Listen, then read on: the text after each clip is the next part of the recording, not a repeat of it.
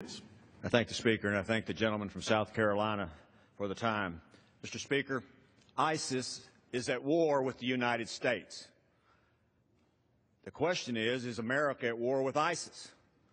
I'm not so sure, since we don't have a strategy to defeat ISIS, other than if we are attacked, shelter in place, hunker down, get more security guards around the Capitol, use the tunnels rather than walk outside.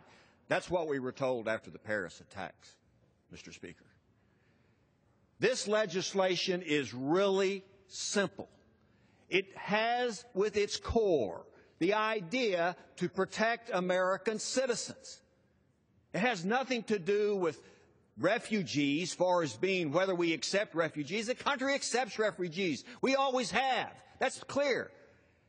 It's not the issue of refugees. It's the issue of letting ISIS terrorists get into the country to kill us, Mr. Speaker. Our own security that the gentleman from Mississippi kept talking about tells us we cannot vet Syrian refugees. The FBI director says that. We can't do it. We're not capable of doing it. One of the reasons we don't, many of these folks have no identity. So we can't give a background track on somebody who has no identity. This legislation says, let's take some safeguards. Before we bring in these specific refugees, let's make sure that the people in charge of security certify that this person is not a threat. They can't do it right now. Even the FBI director says they can't certify. We owe that to the American public, and this legislation does that. The gentleman from Mississippi is correct. 31 governors of the states say, wait a minute, not so fast. Find out who these people are. I think that the governors of the state get it right.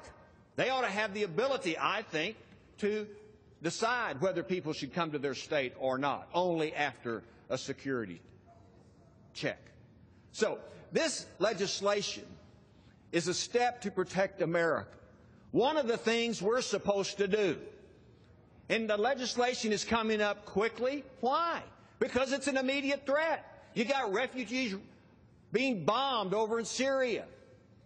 If we're going to take them in, let's at least have a plan to protect not only us, but those refugees. And that plan is in this legislation. It seems to me it'd be irresponsible not to pass the legislation to require a certification of everybody that comes into America so that America can be safe. That is our responsibility.